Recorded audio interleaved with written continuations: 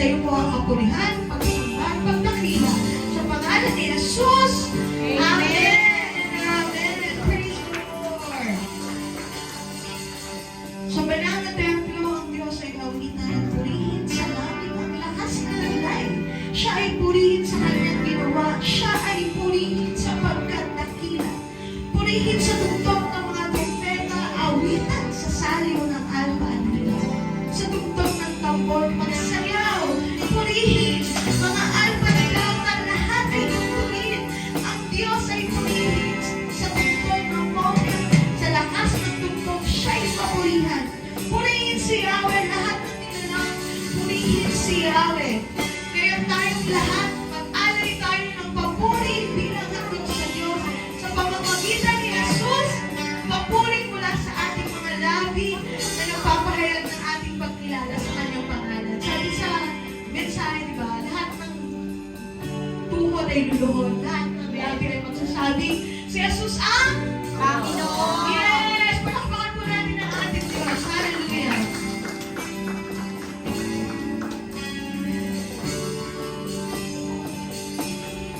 Habang buhay, papupurihan ka. Habang buhay, maglilingkod sa'yo. Habang buhay, pag-ibig ko sa'yo'y iaalay. Minsan pa habang buhay, Habang buhay, papupurihan ka. Habang buhay, maglilingkod sa'yo. Habang buhay,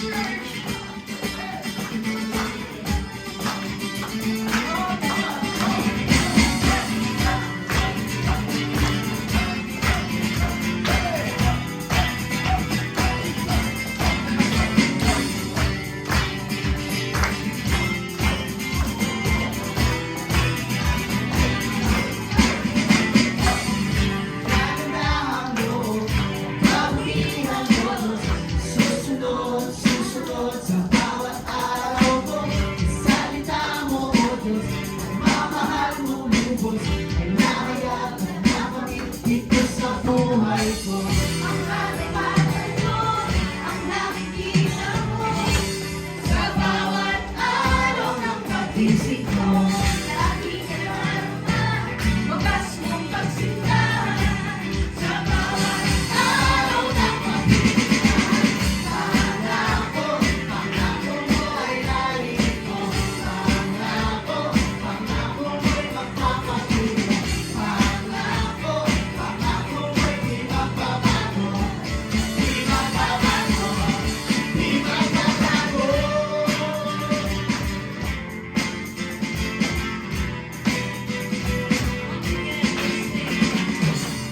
Dahan-dahan mo, kabutihan mo, ay susunod, susunod sa bawat araw mo. Sa salita mo, mamahal mo lubos, ay nahayag at nakamit dito sa buhay mo. Ang katapangan mo, ang nakikita mo, sa bawat araw ng pagising ko. Laging nagdarama, wagas mong pagsintahan, sa bawat araw ng pag-ibig ka. Pangako, pangako mo ay narito. Pangako, pangako mo'y magpapatuloy. Pangako, pangako mo'y di magbabago. Di magbabago, di magbabago. Pangako, pangako mo ay narito. Pangako, pangako mo'y magpapatuloy. Pangako, pangako mo'y di magbabago. Di magbabago, di magbabago.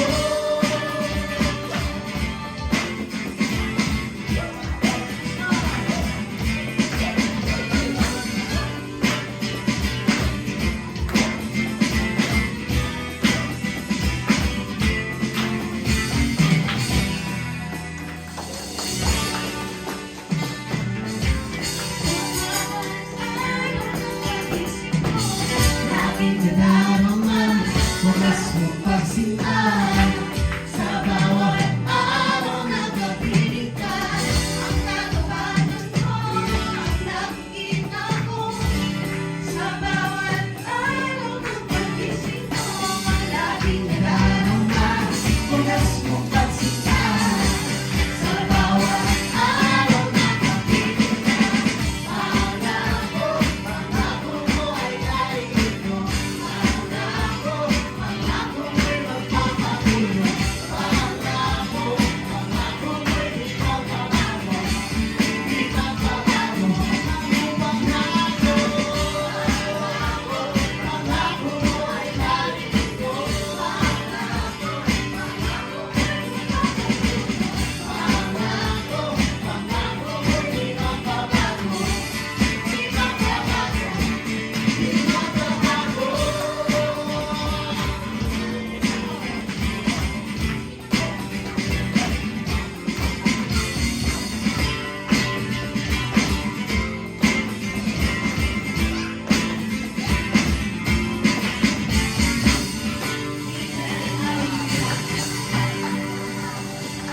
Kami habang nandito ako, habang nagkakataan kami, nakita ko yung anak ko nagpupuri sa Lord. Naisip ko, the Holy Spirit tells me na sana pala maging bata. No? Kasi you don't mind kahit anong ginagawa ng katabi mo. Ang kanyang focus lang, his focus right now, is just to glorify the name of the Lord. Hindi, wala siyang pake kahit na sinasabi na nasa iba. And that's how God wants us to be when we come to in His presence, di ba? Na wala tayong dapat pakialam sa nakakatabi natin or anyone else. But just to focus our attention, our minds, to our God alone. Kasi dapat na magpapurihan ng ating Diyos, amen? So right now, as we sing this song, this worship song, inanyayahan ko po na hanggang maaari, tayo lamang po ay mag-focus sa ating Panginoon. Let's focus our attention to Jesus.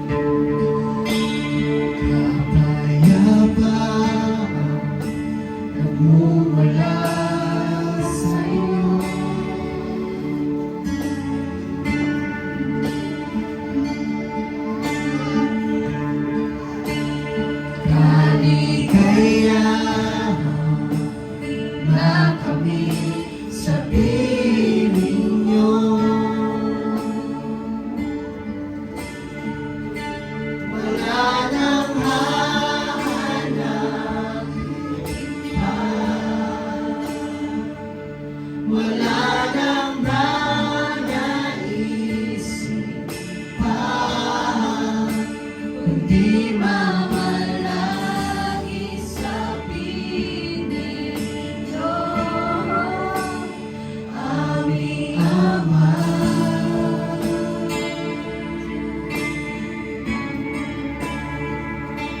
Wala nang papantay sa iyo, nag-iisang Panginoon, kaya ang naisin ng puso ko sa Panginoon.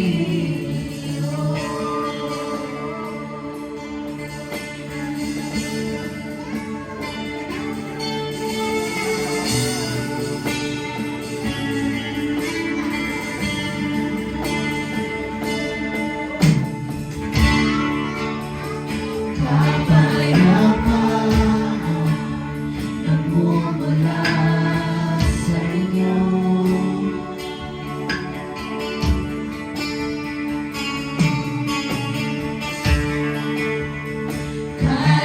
kaligayahan na kami sa piling nyo. Wala nang hahanapin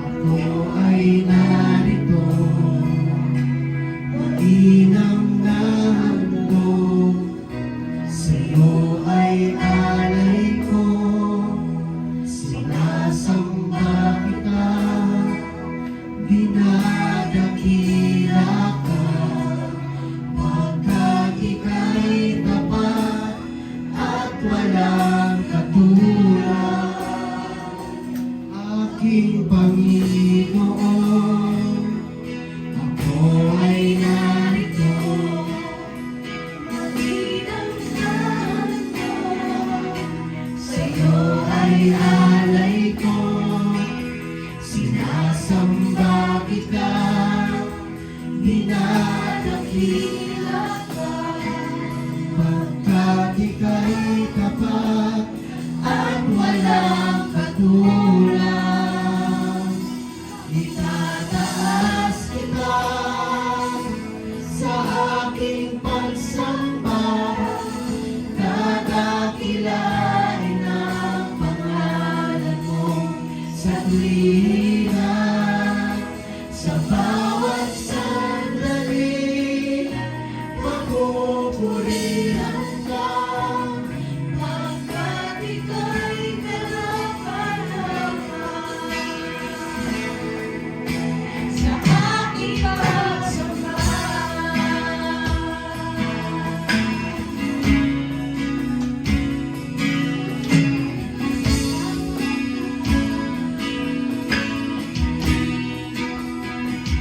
Aking Panginoon, ako ay narito, pakinamdam mo, sa iyo ay alay ko, sinasamba kita, dinadakila ka, pagkat ika'y tapat at walang katulad.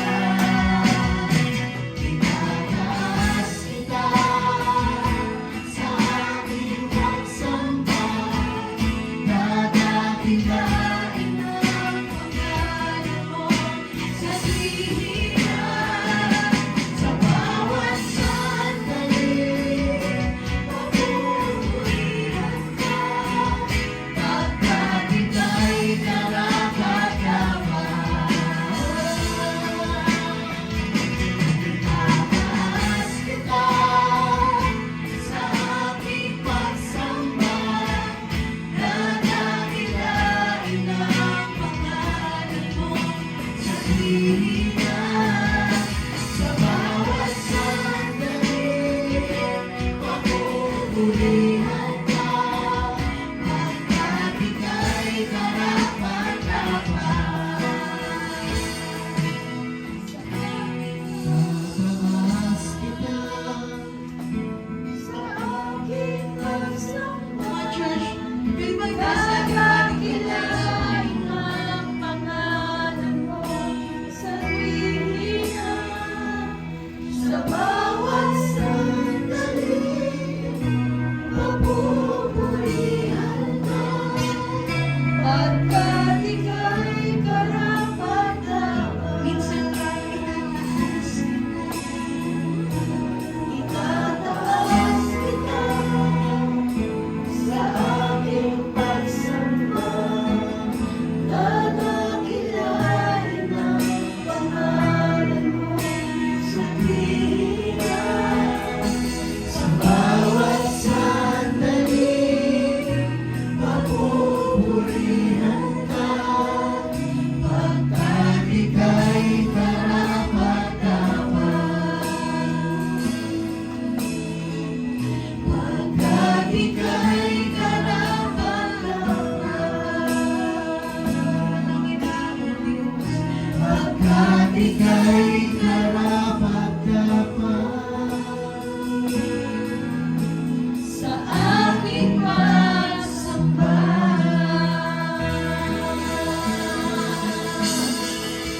Sige po, itaas natin ang ating kamay. Alam niyo ba sa pagtaas ng ating kamay, na tayo na sinusurrender natin lahat sa Panginoon. Alam ko marami tayong mga pinagdadaanan, mga baggages tayo, may mga bagay na hindi natin kayang kontrolin. Pero ang ating Diyos, siya ang may kontrol ng lahat ng bagay. Merong purpose, bakit mo dinadaanan ang mga bagay na yan, ang mga pagsubok na yan, o ano pa man yan. Ang sabi ng Panginoon sa kanyang salita, napakalinaw. Hindi kita pababayaan, hindi kita iiwan. Lahat ng lakarin mo sasamahan kita. Maging dito sa salitang ko, sabi pa, hindi, no eyes has seen, no ears has heard, the good that the Lord has prepared for those who love Him. So tayong lahat na nagmamahal sa Diyos, meron tayong aasahan sa Panginoon. Meron tayong paghahawakan sa Panginoon. Siya ay maaasahan sa lahat ng oras at sa lahat ng panahon. Ang keyword ay nakatitiyak. Nakatitiyak tayo na pag ating iaalaw ang Diyos sa buhay natin, hindi tayo mabibigyan.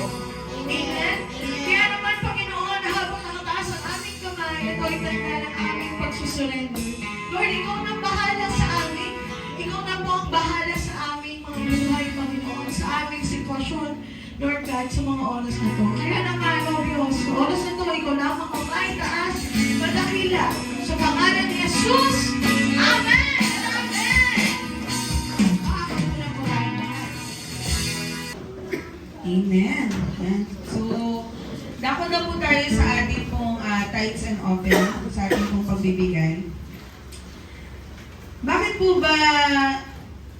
po ba tayo nagiging hesitant minsan to give?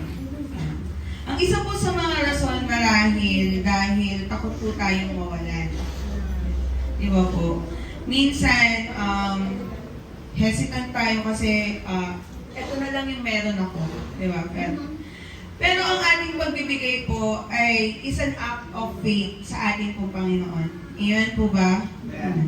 Trusting God to meet our needs because we know that He loves us and He can bless us abundantly.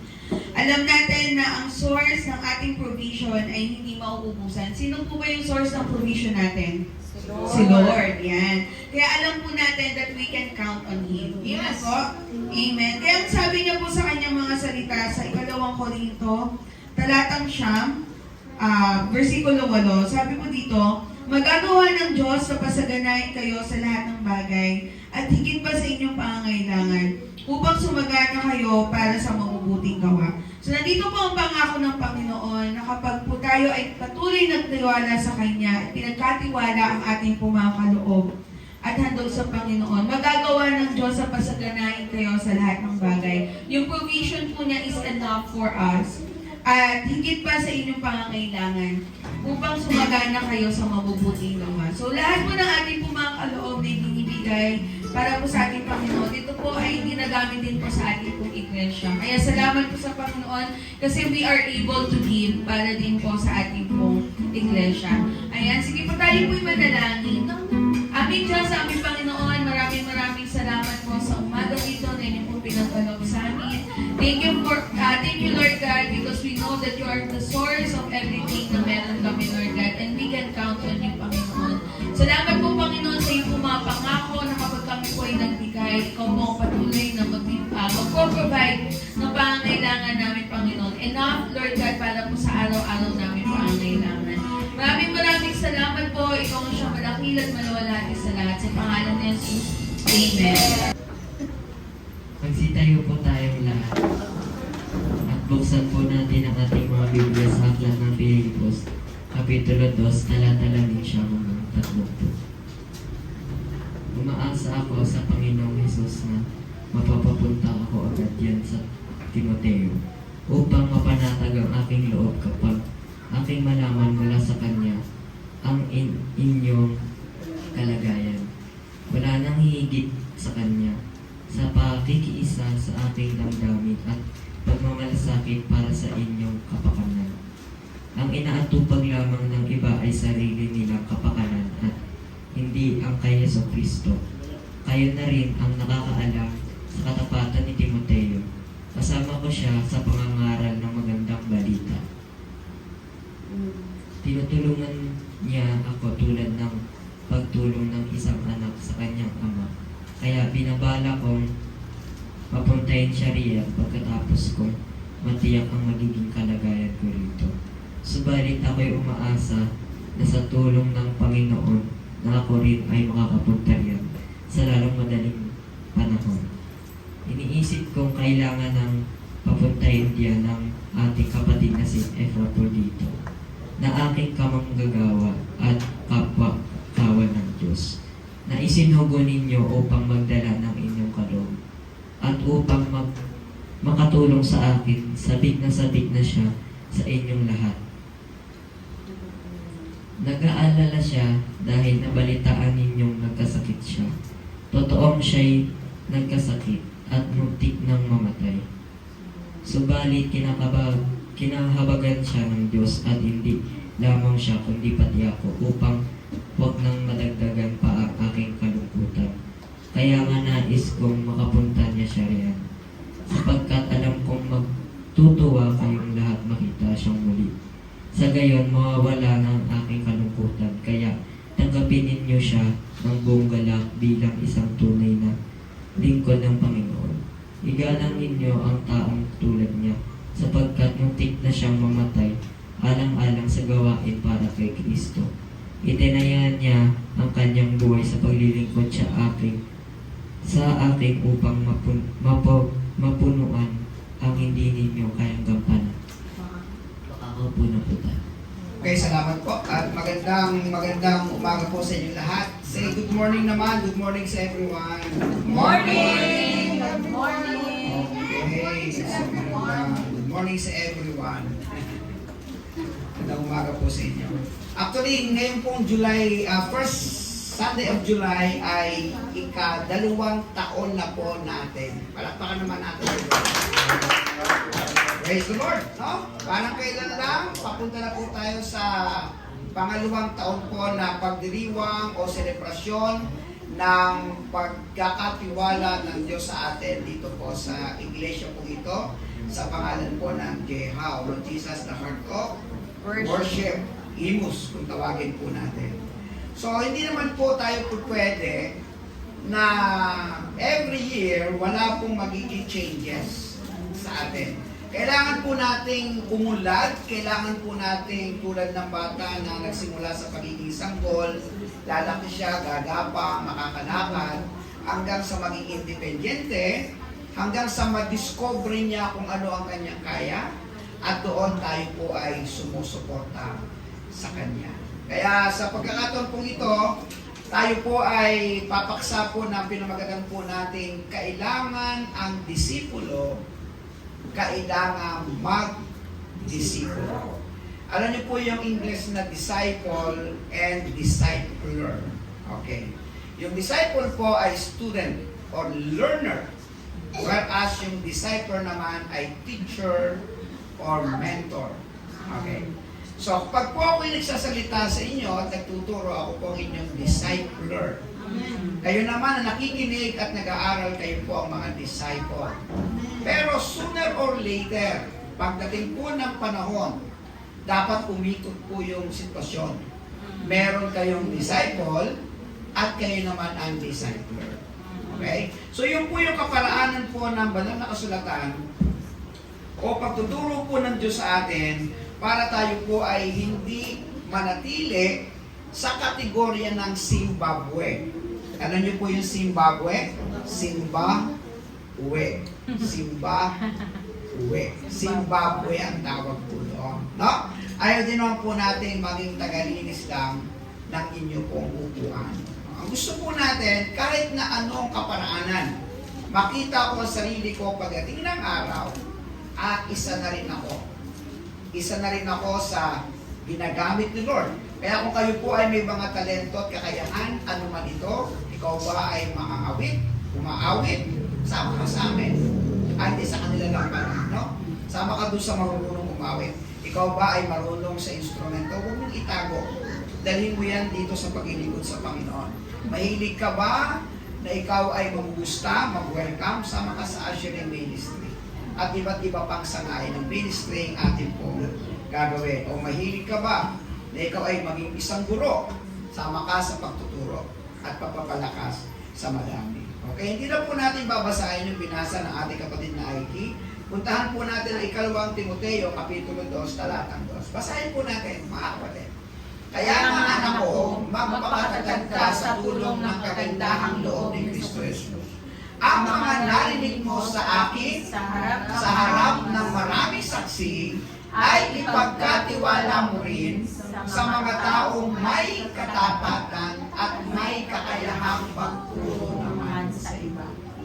Hindi tayo pwedeng maging selfish, mga anak, no? Kinakailangan po nating i-share o ibahagi po kung ano po yung meron din po tayo. Okay, so we need team partners. Kailangan po natin ng makakasama o makaka-partner po natin. Kung naalala niyo po yung mga kataga na akin pong binigyan po ng pansin dito, kagaya po ng teamwork, facing challenges, at saka yung total transformation. Binigyan ko po sa inyo ng challenge ito. Hinamon ko po kayo. Magtulong-tulong po tayo sa kabila ng iba't ibang kinakaharap nating mga pagsubok. Tulong-tulong tayo hanggang mag-succeed tayo sa total transformation. Yung makita natin, yung talagang goal natin na tayo po ay mapagbago o mabago sa mga aspeto po ng buhay natin. No? Hindi tayo pwedeng mag-isa. Kung si Tatay Pastor lang at wala kayo, hindi ito mabubuo ng ganito. Kung wala ang Yada worship, wala tayong pag-aawitan na katulad ng nangyayari po sa atin kanina. Halimbawa, sa panahon po ni Adan at saka po ni Eva, ni Eve, siya po yung ating pong mga ninuno na mga magulang. Hindi po nilikha ng Diyos si Adan lang. Kailangan po niya ng ka-teamwork. Kaya isinama po niya si Eva.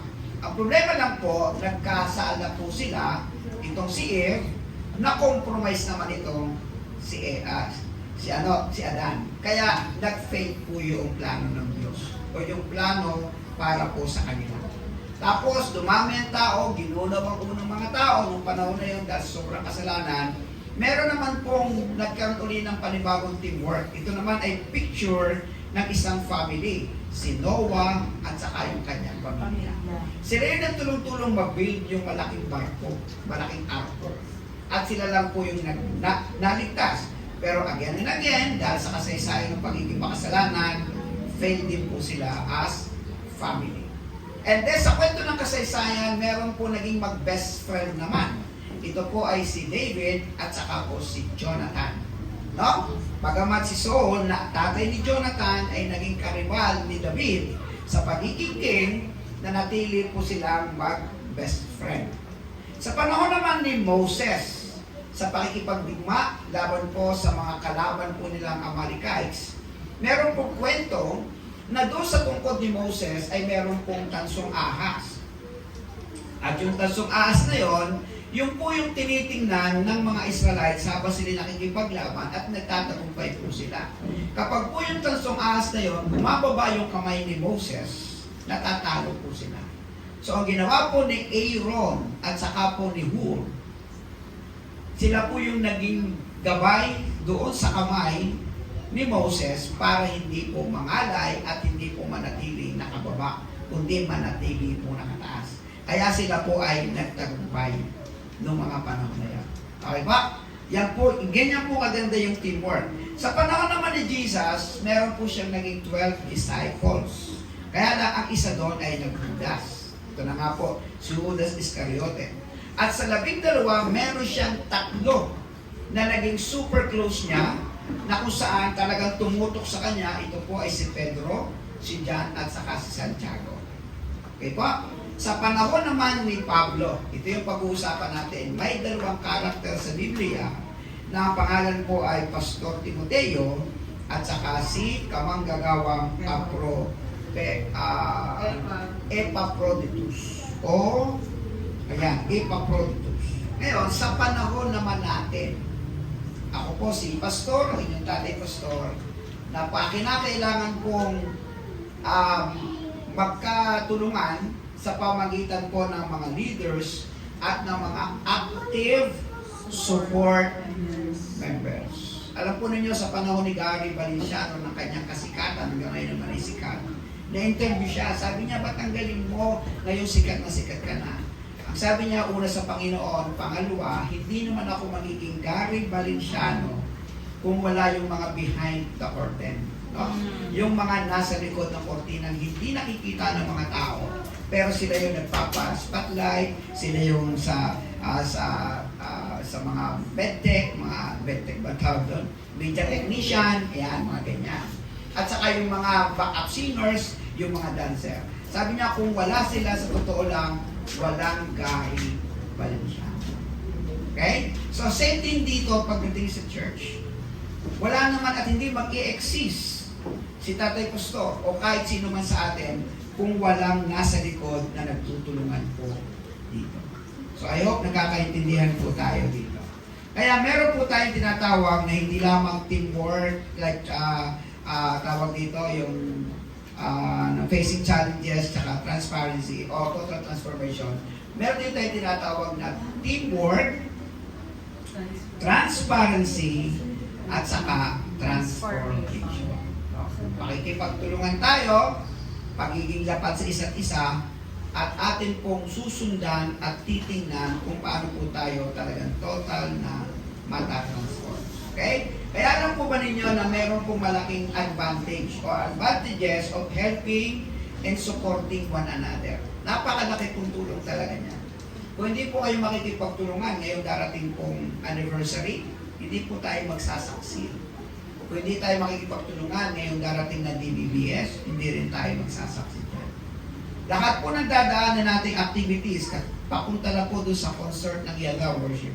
Concert, kung hindi po tayo makikipag-teamwork, makikipagtulungan, hindi rin po ito magtatagumpay. So sa pamagitan po ng magandang samahan at magandang suportahan sa isa't isa, number 1, ito po yung maganda. Ministry is ongoing. Hindi siya humihinto. Nagtutuloy-tuloy siya. Okay? Si pastor na invite sa ibang church, tuloy pa rin. Kasi merong ka-teamwork na pumapalit. Taluan. May mga instances katulad niyan sa Yada Worship, hindi expected na may mga pagkakataon na yung kanilang mga kasama ay hindi makakatugtog.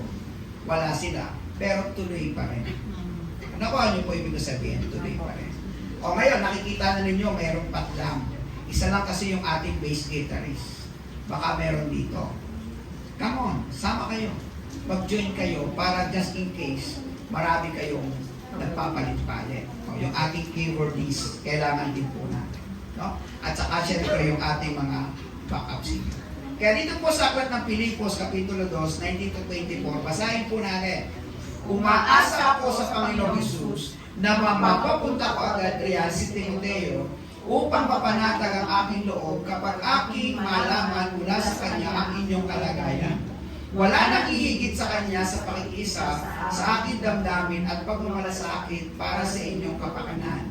Ang inaatupag lamang ng iba ay ang sarili nilang kapakanan at hindi ang kay Yesu Kristo. Kayo na rin ang nakakaalam sa katapatan ni Timoteo. Kasama siya sa pangaral ng magandang balita. Tinutulungan niya ako tulad ng pagtulong ng isang anak sa kanyang ama.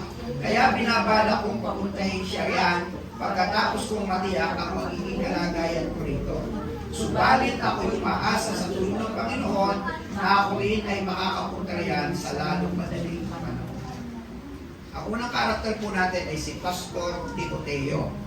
Si Pastor Timoteo po ay hinubog, disipulo, inalagaan, tinuruan sa pag-aaral po ni Apostol Pablo.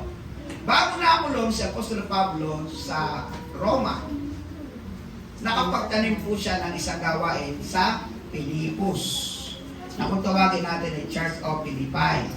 Yung buong iglesia po sa Pilipos.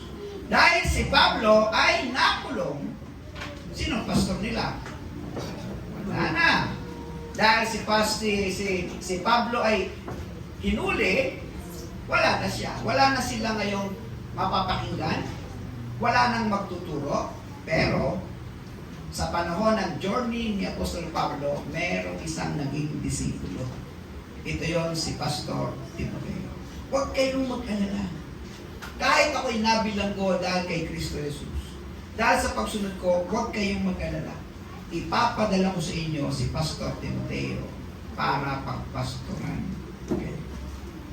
Nakita niyo po, ministry is ongoing.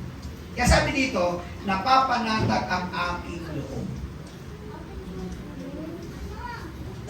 Hindi ako nababahala kasi napapanatag ang aking loob kahit ako'y wala, merong magpapatuloy sa gawain.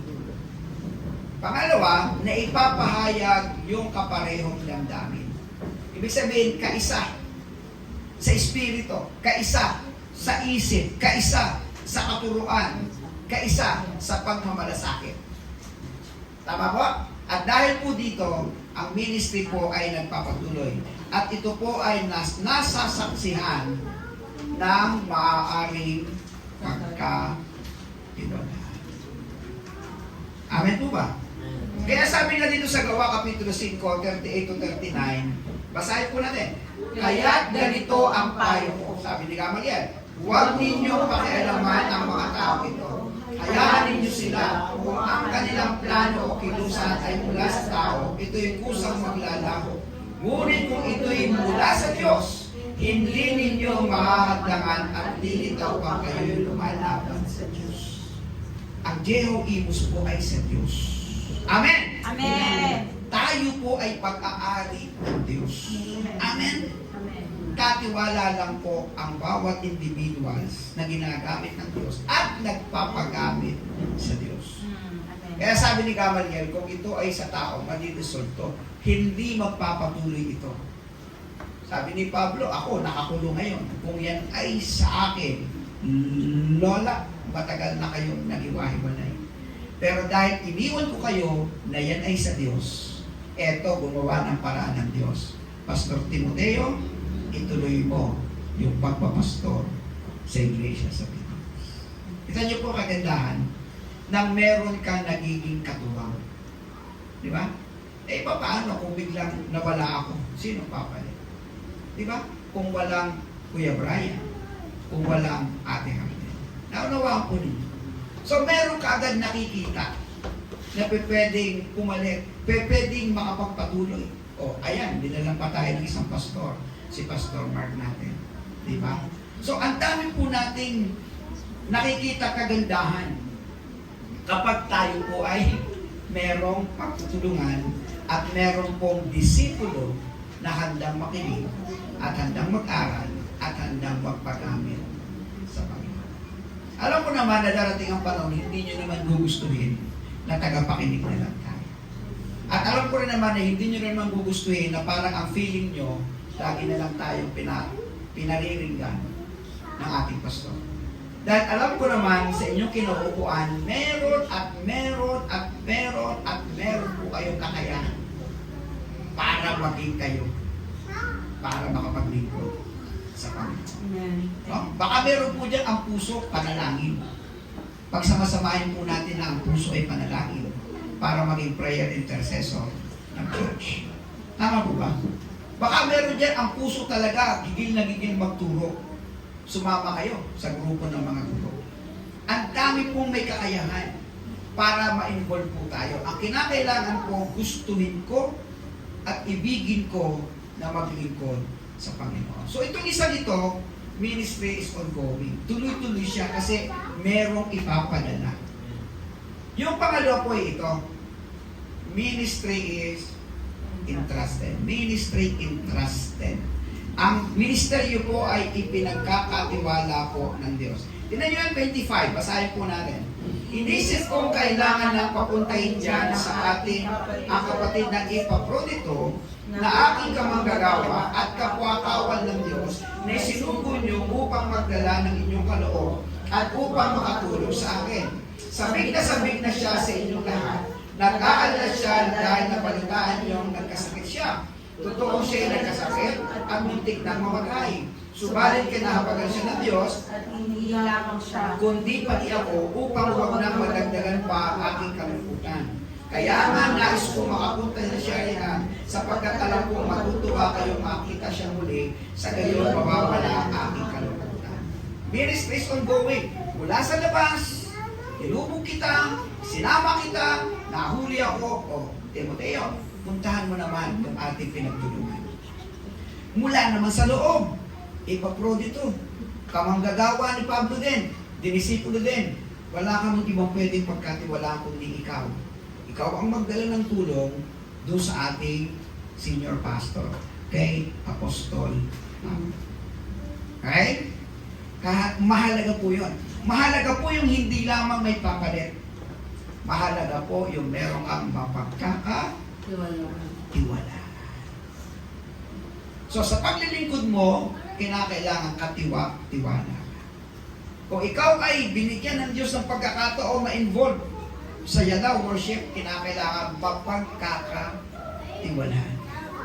Naunawa ba nyo? Kasi meron pong makatugtog lang tapos na. Pero ang mapagkakatiwalaan, natututo siyang pagmalasakitan yung kanyang mga instrumento. Amen ba yan? Meron namang usher na makapagkamay lang. Pero mapagkakatiwalaan, pagkatapos niyang makita ang kanyang tungkulin, baka meron pa siyang ibang magagawa na makita. Meron po ako na ba nag-glimpse sa YouTube eh. Meron isang reklamo na reklamo at galit na galit sa nanay niya kasi wala nang ginawa ang nanay niya kundi punahin siya at utusan siya kung ano yung mga bagay na pwede niyang gawin. Halimbawa, magulo ang kanyang kwarto. O, wag kang lalabas nang hindi maayos ang kwarto mo. Di ayusin niya. O, wag kang alis nang hindi malinis ang iyong pinagkainan. O, di mag-ano siya. Oops, wag kang lalabas agad nang hindi maayos ang sala. Walisin mo yan, iayos mo ito, ganyan-ganyan. Naririndi na siya. Ay dumating sa panahon na kinakailangan na niyang maghanap ng trabaho. Alam niyo ang nasa isip niya? Magkatrabaho lang ako, lalayasan ko yung nanay ko yan. Kasi wala nang ginawa kundi utos dito, utos dyan, linisin to, linisin niya. Alam nyo, nung nag-a-apply na siya, dahil hindi pa naman oras at maaga siya, no? Nakita niya yung mga upuan, gulo-gulo, inayos niya. Nakita niya, merong nagkalat na tubig, nilampaso niya. Ha? Nakita niya, merong bagay na dapat ayusin dito, inayos niya. Nung magtawagan na para interview, wala nang tanong-tanong, tanggap agad siya. Tapos yung iba ang haba-haba, sa dami na nakapila, siya lang ang tinanggap. At ako siya, boss, bakit mo ako tinanggap? Alam ba na doon sa lugar niyo, meron kami CCTV? Tama niyo? Hindi pa man ikaw nagiging empleyado dito, alam ko na responsable ka na. Kasi kita namin, hindi mo naman dapat linisin, nilinis mo. Hindi mo naman dapat iayos mo. Pag uwi niya ng bahay, yakap-yakap niya yung kanyang nanay. At ang sabi, Nay, nagkamali po ako, patawad po, marami pong salamat. Dahil po sa inyong ginawa sa akin, nadala ko po yun sa lugar na kung saan hindi naman natin bahay. Pero dahil sa paulit-ulit na training mo sa akin, yun pala ay magiging dahilan para pagkatiwalaan ako ng pagtatrabahuhan. Nakuha niyo po yung aral. Amen. Ganon din po dito. Dito po, hindi po basta gagamitin tayo. Kinakailangan gagamitin tayong mapagkakatiwalaan sa anumang ministry na pinagkatiwala sa akin. Halimbawa po ako, si Tatay Pastor po ninyo. Kung ang akin lang pong trabaho ay gumawa ng mensahe, ay napakadali. Pero hindi po yun eh. Laman kayo ng isip ko lahat. Pag merong hindi naka-attend, tinatanong ko bakit.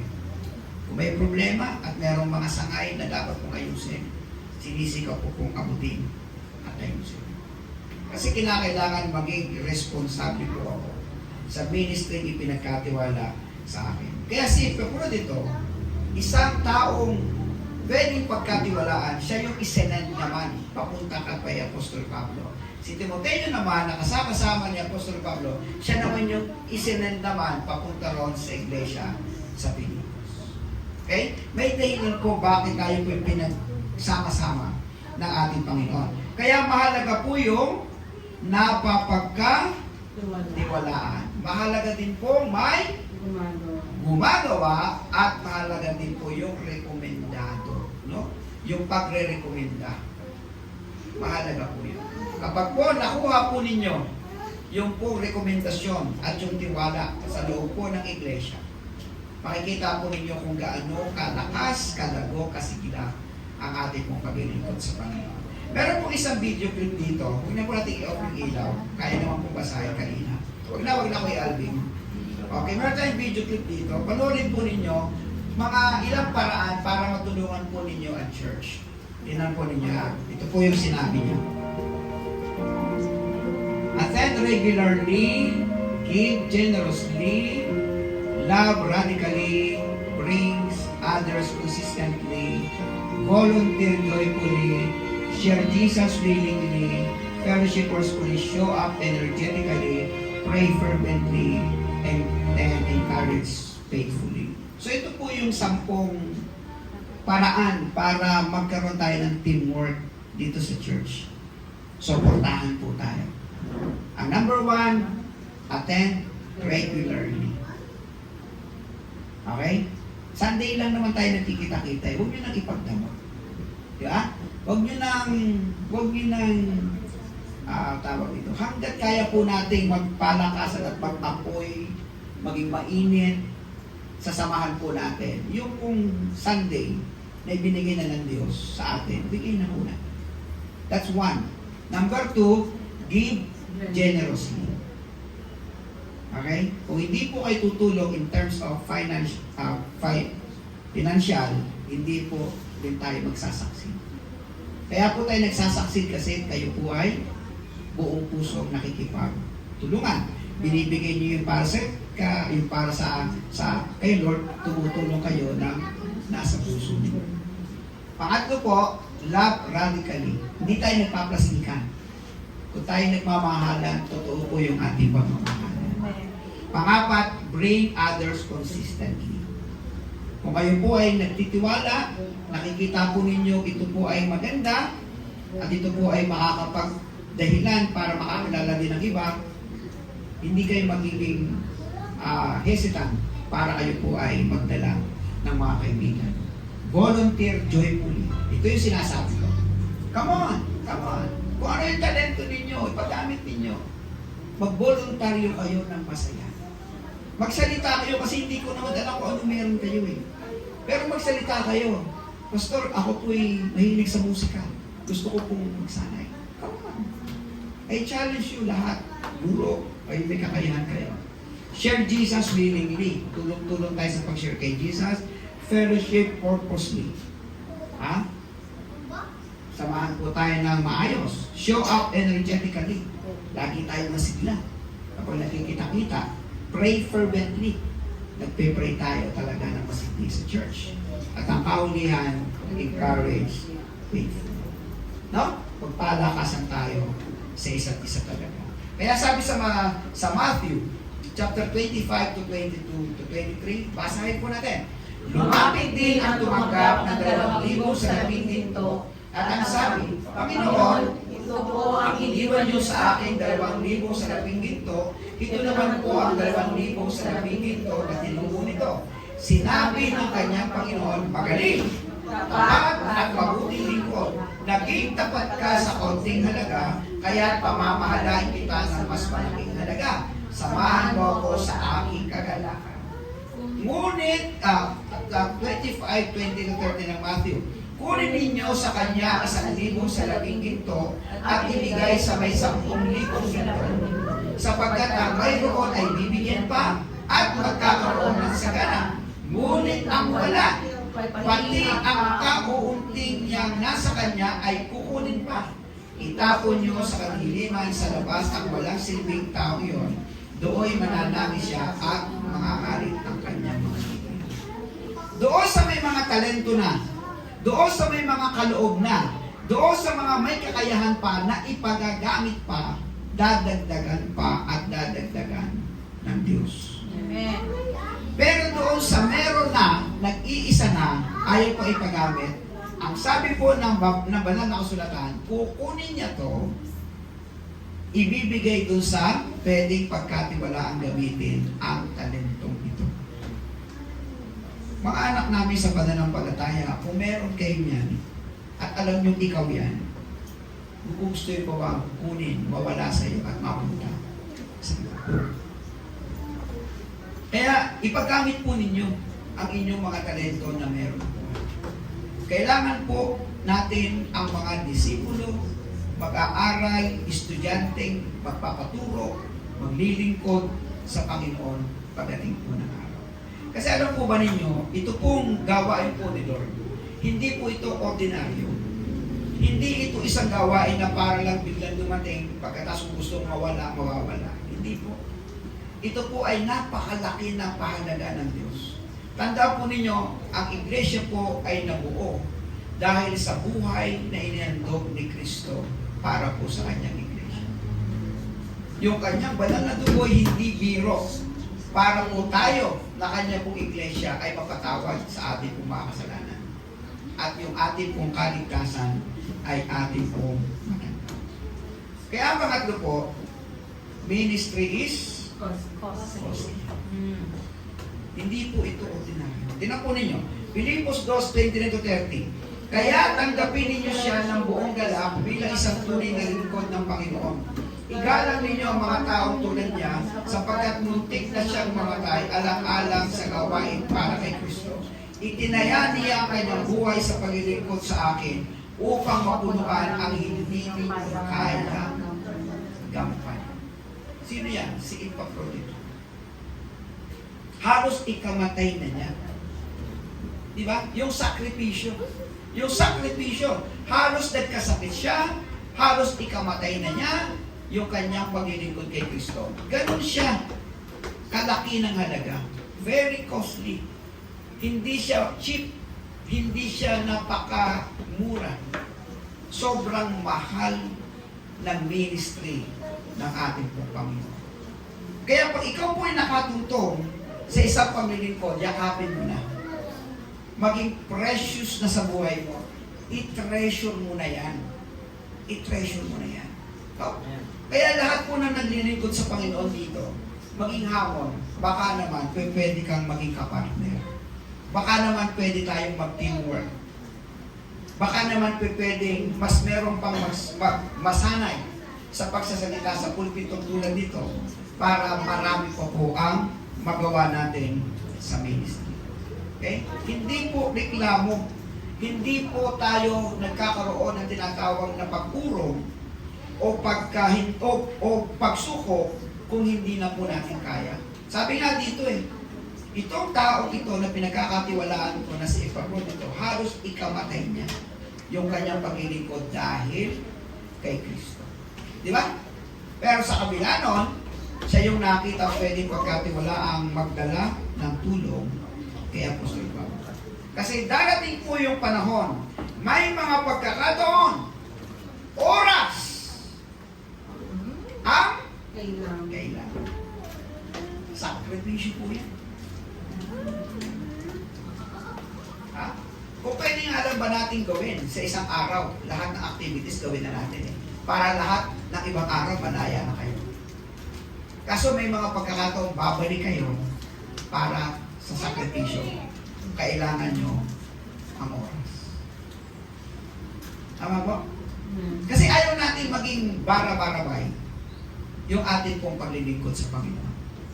Gusto natin, kung magkakaroon tayo ng concert, planado, iaayos, pagbubuhusan mo ng oras.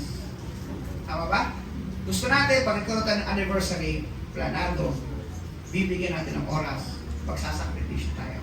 Gusto natin, pag nagkaroon tayo ng DBBS, ang mga teacher, nagbigay ng oras, nagbigay talaga sila ng pagkakataon para gawin ang lahat ng bagay. Kasi gusto natin ipakita sa Diyos, Panginoon, hindi namin ito ginagawa ng basta-basta lang.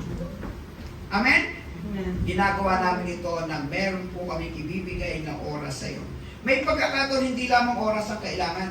May pagkakataon, kakayahan mo ang kailangan. Kakayahan mo ang kailangan.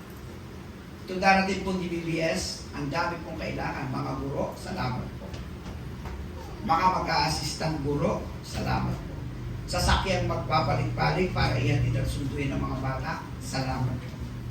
Mga nag-sponsor, salamat po. Mga magpapakain, salamat po. Nakuha po niyo ibig ko sabihin. Kung ito po ay basta-basta lang, wala na tayong tipon-tipon, wala na tayong ana-announcement, basta tayo ay makagampan ng tungkulin. Pero hindi po ito para atin. Ito po ay para mabigyan ng kaluwalhatian sino? Si Lord. Siya po yan Lahat ng galaw po natin, hindi atin. Lahat ng ginagawa natin, para po sa Kanya. Pagpunta natin dito, sa Kanya. Pananalangin natin sa Kanya. Pagsamba sa Kanya. Lahat. Wala pong hindi sa Kanya. Kasi sa Kanya naman talaga ang lahat ng bagay. At lahat ng ating gratitude sa Kanya.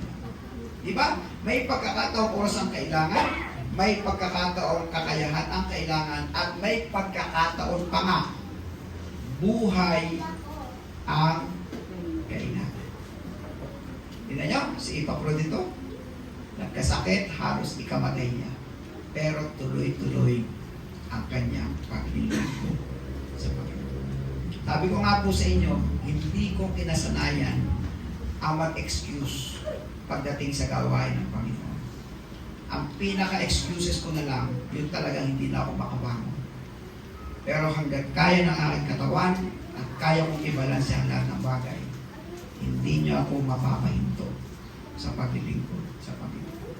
Simula pa yan, nung makilala ko si Lord 1980, hanggang sa ako'y magkapamilya, hanggang sa ako'y maging pastor, hanggang naglakihan ng aking mga anak. Never kong kinatamaran ang paglilingkod sa Panginoon. Kasi nakita ko yung halagang ibinigay ng Diyos. Kaya kinakailangan magpahalaga din ako sa lahat ng gagawin ko sa Panginoon. Ngayon, ang tanong, kasama ko ba kayo sa paglilingkod dito? Tingnan nga po natin kung kasama ko nga po kayo. Meron naman po para kay pastor. Kung meron po para sa church, meron din po para kay tatay pastor. Tingnan nyo nga po. 6 ways to encourage your pastor. Pray for him, assist him, support him, treasure him, obey him, respect him. Ano kaya? Kaya? Amen. Kaya nyo bang ipanalangin si pastor? Amen. Kaya nyo bang i-assist? Makipagtulungan? Opo. Amen po ba? Amen. Kaya nyo po bang suportahan si pastor? Amen. Huwag kayong mag-alala, hindi pera. Kasi meron ako niyan. Okay na rin sa akin mga polo-polo, sapatos, okay na yan. Ito ko lang po. Support him. Sa lahat ng bagay na pwede po tayo makipagtulungan. For example, meron tayong DBBS, meron tayong anniversary, nagbigay ng encouragement si pastor, supportahan niyo po. Kasi ito naman po ay hindi para sa akin. Ito po ay para sa iglesia din, para po sa ministry. Okay po? Treasure him. Hindi ko alam kung na-appreciate niyo yung ginagawa ko sa inyo. Na-appreciate niyo ba? Yung ginagawa ko sa inyo. Opo. Na-appreciate niyo ba yung ginagawa ng family ko sa inyo? Opo. Ayun, Yes. treasure him, yung po ibig sabihin. And then obey him. Ayan, pag matigas ang ulo, ha? Sunod lang tayo kay pastor.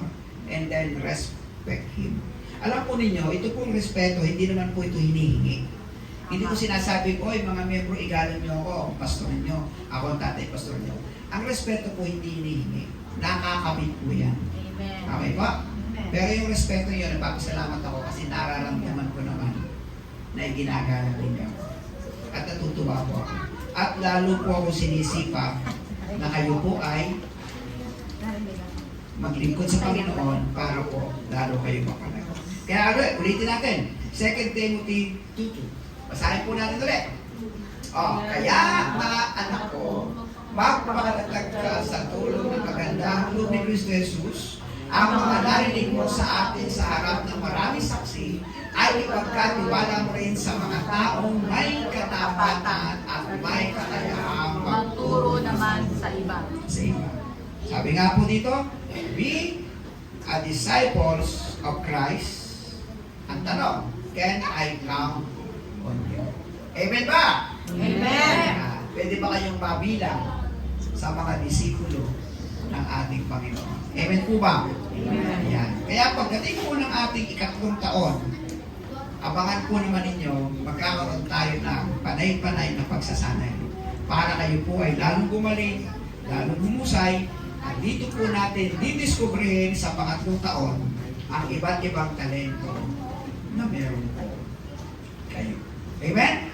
Palalabasin po natin lahat ng talento yan. Didiskubrihin natin, aalamin natin kung ano kakayahan ninyo, at lahat kayo ay hindi magiging Zimbabwe.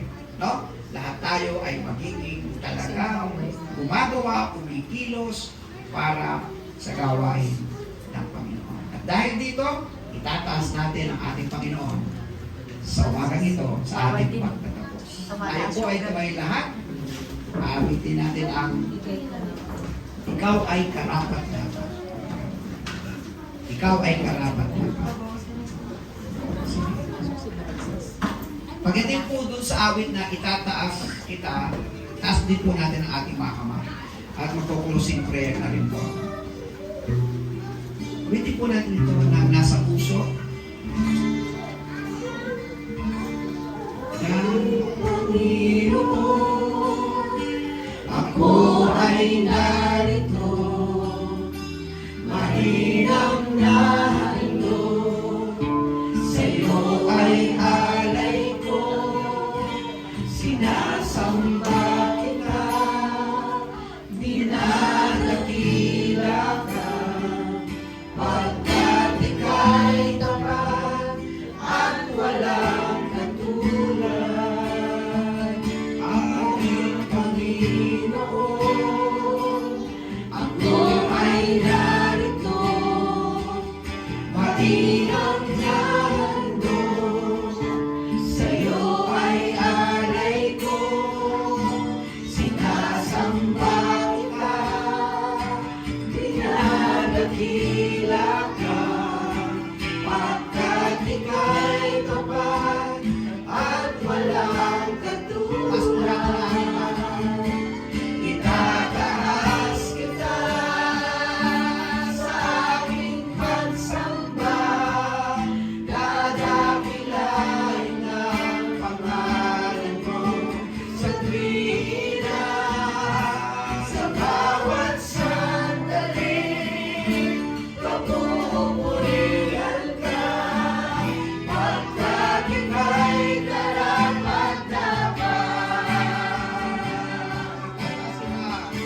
Itataas kita sa aking pagsamba, dadakilain ang pangalan mo sa tuwina, sa bawat sandali, papupurihan ka, pagkat ika'y karapat-dapat. Pagkat ika'y karapat-dapat. Pagkat ika'y karapat-dapat. Sa aking pagsamba. Habang nakataas po ang ating mga kamay, manalangin po tayo sa Panginoon. Sabihin niyo, Panginoon, ano man talento meron ako, narito ako, gusto kong magpagamit sa iyo. Magpasalamat kayo dahil meron kayong mga kakayahan para maglingkod sa Panginoon. Pero ang kakayahan yan, sayang naman mga anak sa pananampalataya kung hindi gagamitin para kay Lord.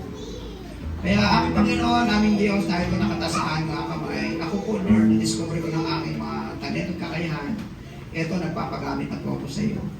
Ang mga iba naming mga kapatiran na discover nila kanilang kakayahan, ito nagpapagamit po sila. Alam ko Panginoon, marami po, lahat kami dito na naririto, kahit po yung mga nasa online na nakikinig sa amin, lahat sila may mga talento at kakayahan para magpagamit, Panginoon, at maging kagamit-gamit, Panginoon. Na pwedeng isend, na pwedeng pagkatiwalaan, at pwedeng maging dahilan ng paglago at magiging masigla ng iyong gawain. Panginoon, narito kami para maglingkod, hindi para tumanggap ng pagpapala, kundi para maglingkuran ka, itaas ang iyong pangalan, i-share ka, hindi ka namin kahihiya, patuloy namin ibabahagi at pagtungkol sa pagmamahal niyo po sa amin. Kaya naman narito ang aming buhay. Tanggapin po niyo nag-iisa naming buhay, tanggapin po ninyo ang aming oras, ang aming kakayahan, kahit po ang aming pong mga sakripisyong gagawin. Narito kami, gamitin niyo lang kami, Panginoon. Handa kami, ano man ang aming kakayahan, gamitin niyo, Panginoon. Salamat po ng marami. Kayo po ay napakatapat sa amin. Kahit po sa bansang ginagalawan po namin, salamat po, malaya pa rin kami. Salamat po, meron pa rin kami kakayahan sa tulong mo para kami makabili ng aming pagkain. Salamat po kahit ang dami-dami namin problema. Napatunayan namin hindi nyo kami pinababayaan at lalo nyo po kami sinasamahan. Salamat po aming Panginoon dahil sa anumang kaparaanan, kahit po sa pananalangin, kahit po sa pagtulong financially dito sa church, nagagamit niyo po Panginoon kami. At salamat sa mga hanap buhay na meron kami na patuloy mo pa ang pinaulitan. Salamat sa kalusugan meron kami. Salamat sa patuloy niyo pong pag-iingat. Mga kapatiran po namin hindi po nakasama ngayon, ingatan niyo po sa pagbalain ano naman ang kanilang mga dahilan at ano naman ang kanilang mga ginagawa. Salamat po ng marami. Purihin ka po at sa Diyos Ama na napakabuti, napakamapagmahal sa iyong anak na si Yesu Cristo, ang Panginoon at Tagapagligtas namin, sa wala na Espiritu ang gabay, nagbibigay kaaliwan guro at kaaliwan ng Panginoon. Ang siya naman mag-ingat sa amin mula ngayon at magpakailanman. Amen and Amen.